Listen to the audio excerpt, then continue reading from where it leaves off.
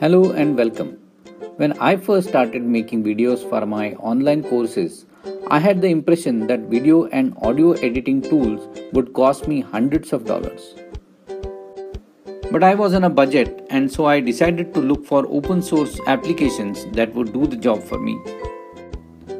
The search paid off, and I now make all my video editing, audio editing, and video compression using open source tools that cost me absolutely $0. In this class, I'll show you how I use Blender to separate audio from my video files, Audacity to edit the audio, Blender to perfectly edit the video and merge the edited audio, and finally use Handbrake to compress the video.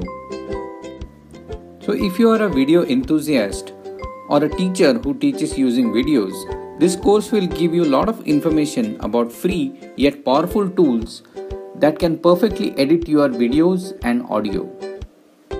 So let's get started. Hit the blue enroll button and see you in the class.